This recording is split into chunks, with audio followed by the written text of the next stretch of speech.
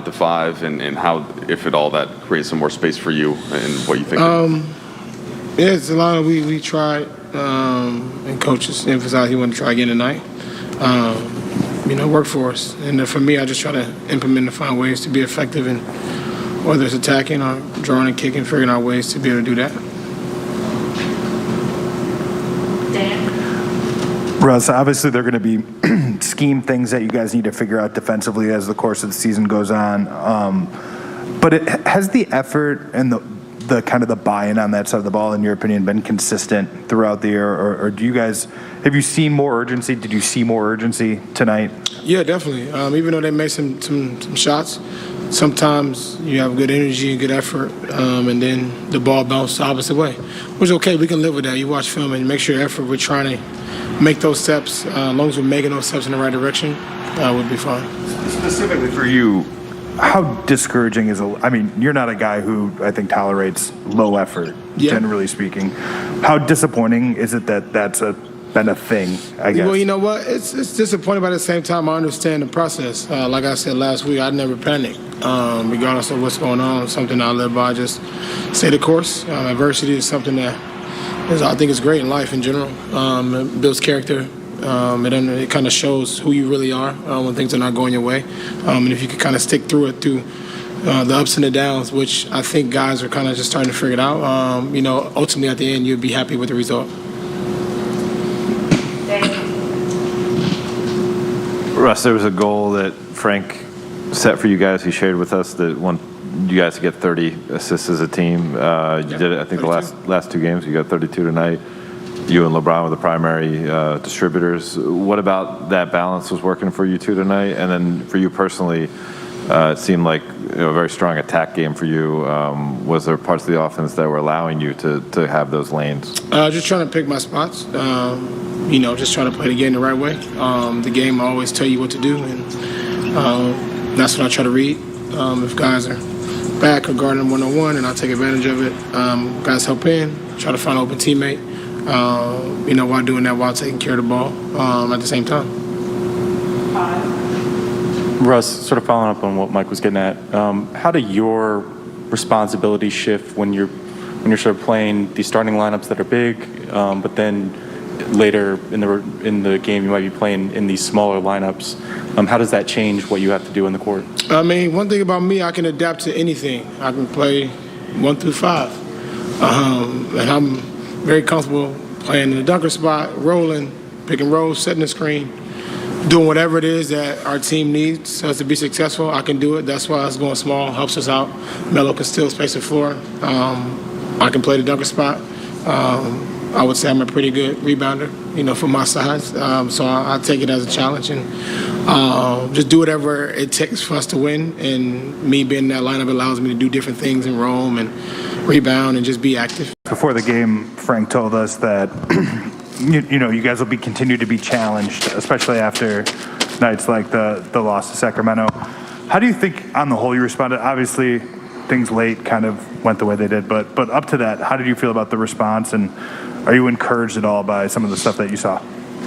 Like I said, we got a great group of guys. We got a good team. It showed, late in the game, ton of miscues, defensively on our end. But, for the most part, we played a hell of a game with both ends of the ball. That sack game kind of lingered with us for a couple of days, giving that game away. But we do see him in a couple of days, Tuesday, so we can get that payback. But like I said, last game, this is, we have a team to be able to run off several games in a row. And we got to do it starting defensively, and I think we did a good job defensively tonight, kind of getting this kickstart to our winning streak. I got one for both of you. Anthony, you were having success at the hoop tonight and also away in your jump shot. Hasn't been as reliable as it's been in the past this year.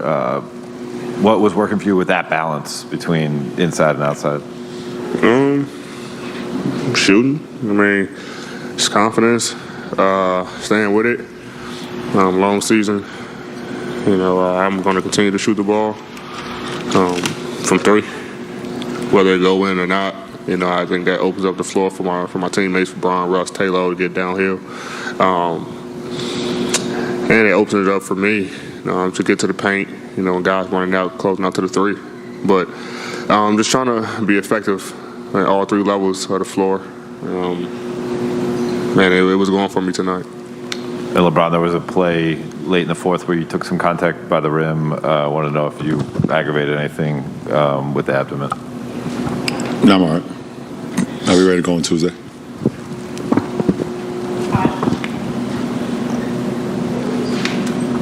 Just for the both of you, that third quarter rally, you guys 16-0, the longest unanswered scoring run of the season.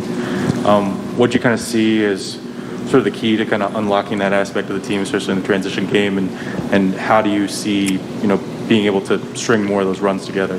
I mean, it just starts on the defensive end, and in the third quarter we got defensive stops. We rebounded, and we was able to get out in the transition. We shared the ball. We got the ball moving from side to side, and we just played with great pace. So those are pretty good ingredients to us having a good third quarter. And coming to the night, we won 5 of our last 8 third quarters, so that make it 6 out of 9. And hopefully, we want to continue that trend. LeBron, this is a team that's still trying to find their rhythm, continuity. You got a lot of guys moving in, and you still a couple players you still haven't played with yet. As far as the challenge, I remember a couple of years ago you talked about, I can't remember what team, but you talked about how that was the biggest challenge, if you remember whatever season that was. Where does this rank right now as far as the challenges, everything that's going into the season? I mean, it ranks right at the top of any other challenge I've had in my career, which actually brings out the best of me, and I love that. I love trying to, we're going to continue to get better and better as we continue to learn each other more and more, continue to work into our system offensively and defensively. Like I said, in preseason and training camp and everything, we have 9 new guys coming into a system they haven't been in. And, so that it takes time. And, and obviously you hate losses. We don't want to lose. We get frustrated. We was, mad as heck the other night after that, that sack loss. And, we made it a point to come in, today, very focused on the game plan, and learning from our mistakes, and we got better. So, right there lets me know that we're a team that cares, and we're a team that wants to continue to get better throughout it all. We'll do Mike, and then we'll do George Richard. Starting with AD, and then if LeBron wanted to weigh in, but Frank had mentioned wanted to find some minutes for Austin, or maybe even get some guards, some extra minutes. So tonight, just played the one big. How does that, if at all, impact you and LeBron and defensively, and how often you might be playing center? Is that something that we make a lot of, or does it make a big difference for you? When I'm at the 5 and LB's at the 4, we can switch all over the floor. All pick and rolls, pin downs, whatever. We just switch it. When we have another big out there, we usually just do 4 or 5s. But it worked good for us tonight. I mean, DJ with his vertical spacing, rim protection. I think my role just changed a little bit. If I'm at the 4, I'm at the 5. I think my 2 threes came when DJ was at the 5 because I play on the perimeter and let him be down there. We don't want 2 bigs, hog of the paint when, these guys are attacking. And when I'm at the 5, then that's usually, me and DJ's spot. And Melo's usually the other guy out there who's spacing the floor. So it all depends on, what we're looking for. I think both has helped us win games this year. And, it's up to coach to decide what he wants to continue to go with. Last question, Jordan on Zoom. I wanted to ask you guys both about the passing of Virgil. And when you get into the basketball culture, just wanted to get your thoughts about, what you've been at and probably a different comparison as well. I mean, first of all, our condolences goes out to his family and friends. That's most important. May he rest in paradise. Second of all, I think for a black community to see someone like that, for our younger generation and the kids that look up to guys like all of us, to see a guy like Virgil break the barrier, to be able to go from where he started to being able to work for, Louis Vuitton and Nike and all these unbelievable companies, as a black man. It just does so much for our youth. Two kids that grew up in the inner city, and myself and AD. You just don't know what it can do to the younger generation. And obviously, a lot of people look at us as inspiration, but we know the statistics on guys getting to the NBA is very low. But I think, when you look at, designers and musicians and artists and things of that nature, Virgil, his impact on, not only kids that's growing up right now, but just our generation, my generation, 80s generation, and so on and so on.